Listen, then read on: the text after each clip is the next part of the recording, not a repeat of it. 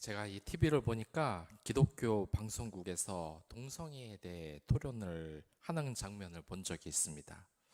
그런데 이것은 사실상 말이 안 되는 것입니다. 이 세상에 토론을 해야 될 것이 있고 토론을 하지 말아야 될 것이 있습니다. 물론 세상을 향하여서 우리가 동성애에 대해서 토론을 하는 것은 당연한 것이죠. 하지만 기독교 내에서 동성애에 관한 찬반을 토론한다. 이것은 문제가 있는 것입니다. 이 토론을 하는 것은 그것이 옳고 그름을 가리는 데에서 의미가 있는 겁니다. 그래서 어느 것이 맞는지 답이 안 나올 수도 있어요. 그래서 토론 후 사람들은 적절히 논리적으로 토론을 잘하는 사람이 맞다고 생각을 하기 마련입니다. 그런데 동성애를 토론 주제로 삼다니요. 동성애는 명백한 죄입니다.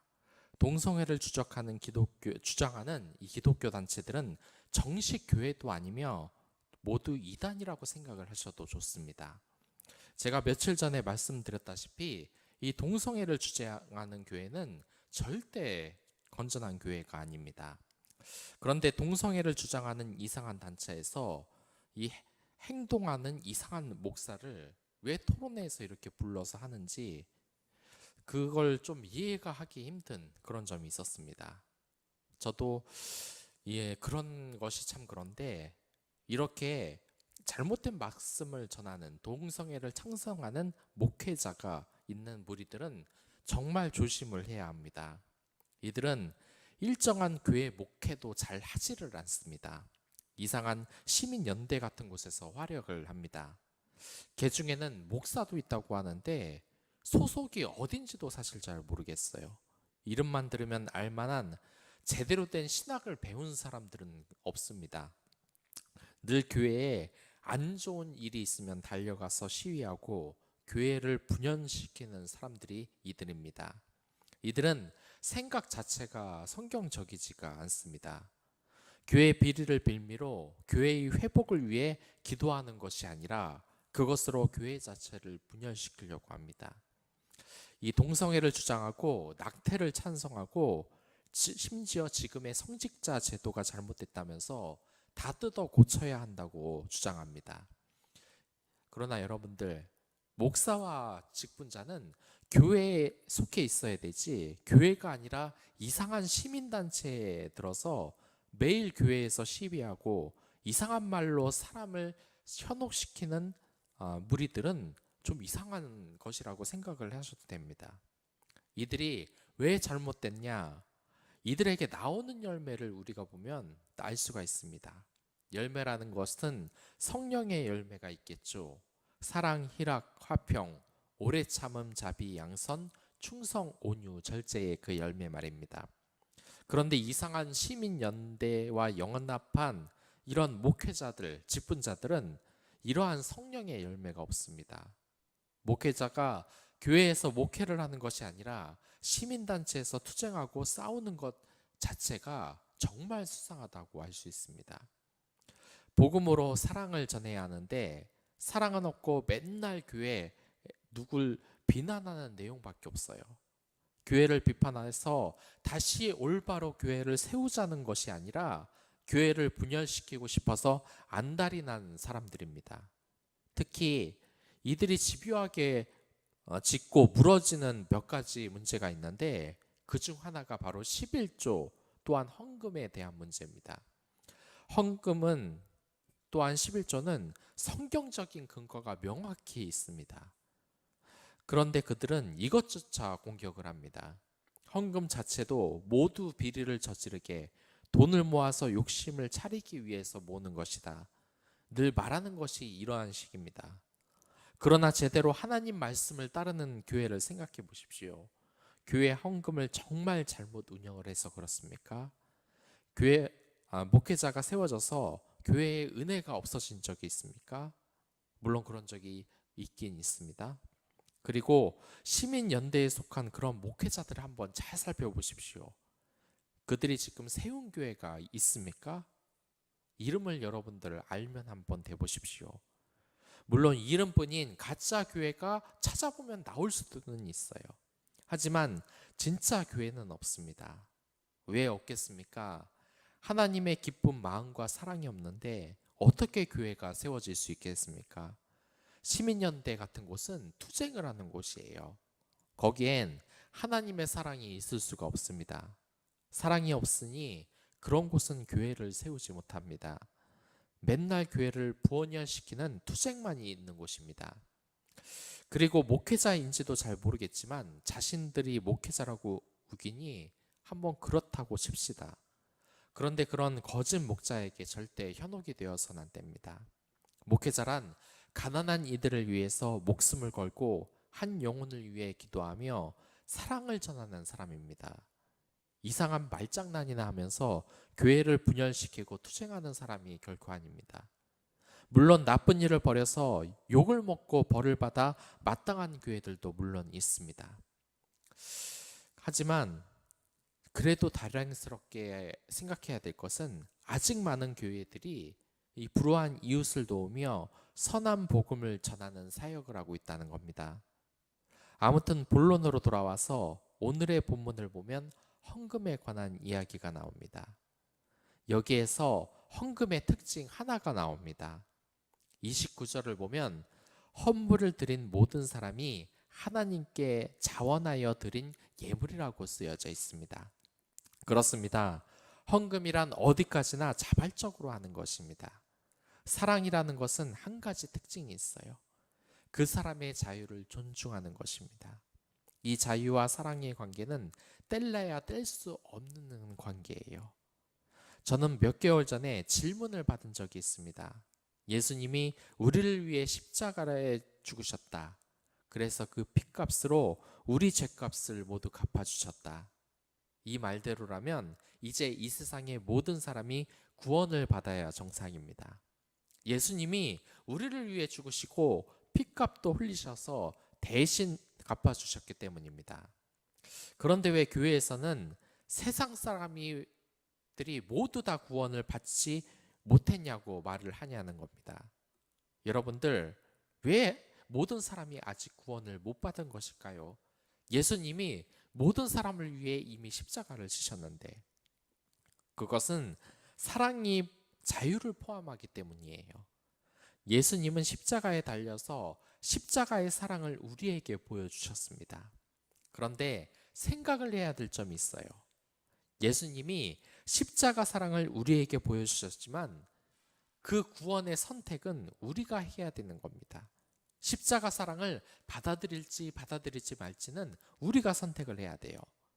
그 십자가의 사랑을 받으면 영원히 살겠지만 그 사랑을 거부하면 구원받지 못하는 겁니다. 기독교의 사랑은 자유와 그 관계를 떼어놓을 수가 없어요. 그렇기 때문에 이 헌금도 마찬가지입니다. 사랑하면 그러한 헌신은 당연히 나오게 되어 있어요. 물질뿐 아니라 온 마음을 하나님께 바쳐야 하는 겁니다. 하나님을 온 마음 다해 경배하고 불우한 이웃을 돕는 삶을 살아야 하는 겁니다. 그러나 이상한 교회가 아니면 절대로 헌금을 강요하거나 하지 않습니다. 그런 교회는 하나님의 뜻을 아직 모르는 것이죠. 하나님은 헌금도 언제나 선택할 자유를 우리에게 주셨어요. 그래서 자발적으로 내라고 하는 겁니다. 그래서 지금 본문을 보니 이제 이스라엘 백성들은 헌물을 내야 한다는 말에 자기가 드리고 싶어 자발적으로 헌물을 드린다고 나와 있어요. 이것이 헌금의 원리입니다. 1998년 IMF 금융위기가 터졌을 때 그때 나라를 살려야 한다고 난리가 난 적이 있습니다. 그래서 온 국민이 누가 시키지도 않았는데 정부에서 무슨 지시를 내리지 않았는데도 자발적으로 금을 나라에 내놓았습니다. 나라를 사랑하기 때문입니다. 그때의 모습이 얼마나 감동적이었는지 모릅니다. 그러나 생각을 한번 해보십시오. 나라가 지금 위기라고 부도가 나게 생겼으니 너희들 국민들은 각 가정에서 1,000만 원 이상의 금을 나라에 바치도록 하여라 하고 명령을 내렸다면 어떻겠습니까? 억지로 내야 하기에 그것은 자유가 아닙니다. 시민이 자발적으로 금을 내야 아름다운 것이지 억지로 내는 것은 강제이고 독재이며 공산국가나 하는 일입니다. 그렇기에 우리가 지금 교회에 내는 헌금을 다시 한번 생각해 보십시오.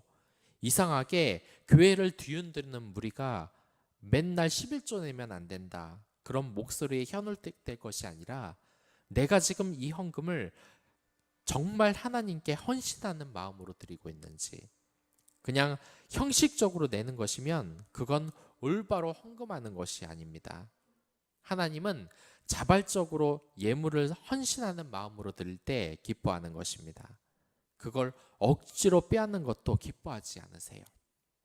제가 며칠 전에 말했듯이 제 친구가 여자친구에게 줄 장미꽃을 줄 수 없게 되자 그 꽃을 대신 어머니에게 줬다는 말을 한 적이 있습니다.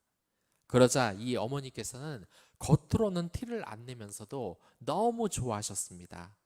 그래서 그 꽃을 말려서 고이 보관하셨다고 했습니다. 이 어머니가 꽃을 살 돈이 없어서 이렇게 애지중지 보관을 하셨을까요? 사랑하는 아들이 준 것이기에 기뻐하시는 것입니다. 우리가 헌금을 할 때도 마찬가지입니다. 하나님이 거지라서 우리에게 돈을 제발 바치라고 강제하는 것이 아닙니다. 우리가 자발적으로 내야 하는 것입니다. 우리의 어머니가 장미 살 돈이 없어서 기뻐하는 것이 아니라 아들의 사랑 때문에 장미꽃을 기뻐하듯이 하나님도 헌금이 얼마인가를 기뻐하는 것이 아니라 우리가 하나님을 사랑하기 때문에 이 헌물을 기뻐 받으시는 겁니다. 그리고 11조는 성경에 기록되어 있는 하나님의 뜻이 있는 헌금입니다. 그것에 대해 트집을 잡는 시민단체, 이상한 단체에 속해 있는 목회자들에게 절대 현혹되지 마시기 바랍니다. 그들은 목사가 아닌 자들입니다. 그리고 이 헌금은 자발적으로 내는 것과 두 번째로 은사와 능력에 따라 내는 것이라고 말을 하고 있습니다. 이 본문에서 보면 이 사람들이 자신의 재능대로 헌물을 바칩니다. 그래서 마음이 감동된 자와 자원하는 자는 금으로 예물을 드렸습니다. 그리고 모든 남자들은 천을 짤 재료와 짐승 가죽 등을 드렸습니다.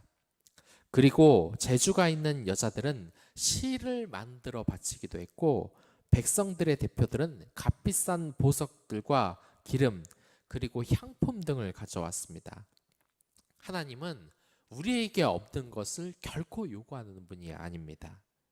어린이가 예배 시간에 1,000원을 헌금했다고 그것을 10,000원으로 바꿔내라고 강요하시는 분이 아닙니다.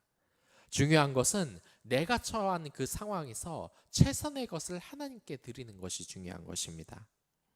몇 년 전 1년에 한 번 있는 교회 청소가 있던 날, 많은 성도들이 자발적으로 교회에 나와서 청소를 한 적이 있습니다. 무슨 돈을 받는 것도 아닌데 그냥 하나님의 교회를 사랑하는 마음으로 청소를 하고 봉사를 하고 싶어 나오신 것입니다. 이게 얼마나 예쁜 마음입니까? 자신이 가진 몸과 시간을 하나님께 바친 것입니다. 어떤 집사님은 토요일만 되면 교회 청소를 하러 나오십니다. 그리고 어떤 집사님은 새벽 기도에 사람이 넘어질지 모른다며 교회 앞에 쌓여있진 눈을 새벽에 나와서 쓸고는 합니다. 그리고 어떤 성도들은 어린이들을 위해 주일학교 교사를 하며, 어떤 성도들은 노래를 잘하기에 하나님을 찬양하며 자신의 재능을 하나님께 바치는 겁니다. 여러분이 가지고 있는 은사는 무엇입니까? 여러분이 가진 은사와 능력은 결코 작은 것이 아닙니다. 내가 가지고 있는 작은 것까지 모두 하나님 것으로 드리시길 바라겠습니다. 여러분의 그 헌신이 하나님과 우리 이웃을 기쁘게 할 수 있는 것입니다. 본문에서처럼 교회를 움직이는데 힘을 보탤 수 있는 것입니다. 하나님을 예배할 수 있게 하는 힘이 되는 것입니다. 그리고 이러한 헌신은 누구나 차별 없이 할 수 있는 것이에요. 몇 년 전에 한 집사님에게 주일학교 교사를 해보라고 권유를 한 적이 있습니다. 그런데 이 집사님이 거절을 하는 거예요. 지금은 준비가 안 됐다는 겁니다. 그래서 말을 했습니다. 어차피 내년에 물어봐도 또 준비가 안 되셨다고 말할 거잖아요. 네, 그렇죠. 내후년에도 그렇게 말할 거죠? 네, 그렇죠. 여러분들, 이 헌신이라는 것은 지금 내 상태에서 언제든지 가능한 겁니다. 부족하지만 기뻐 받으시는 것을 믿고 하는 것입니다. 그러나 주의해야 할 점이 있습니다. 이게 말씀드리기 민망한 말이지만 그래도 자주 나타나는 교회의 문제이니 말하도록 하겠습니다. 한 담임 목사님의 이야기인데, 당회가 열리면 자신의 의견을 내지 못하고 늘 장로님의 의견에 자신이 끌려가서 걱정이라고 합니다. 그 장로님은 자신의 고집대로 교회를 운영하지 않으면 화를 내고 당회가 엉망이 된다고 합니다. 그러면 목사님이 이 장로님에게 경고의 말씀과 질책을 하면 되지 않냐고 생각을 할지도 모르겠습니다. 그런데 목사님의 고민이 여기에서 시작이 됩니다. 이 장로님에게 싫은 소리를 못하는 겁니다. 왜냐하면 이 장로님이 헌금도 많이 낼 뿐 아니라 교회를 건축할 때 몇십억을 헌금했기 때문이라고 합니다. 여러분들, 물론 이 상황이 어쩔 수 없는 상황이라는 것은 공감을 합니다. 하지만 이런 슬픈 현실 속에서도 돈에 의해서 교회의 권력이 좌지우지되면 안 됩니다.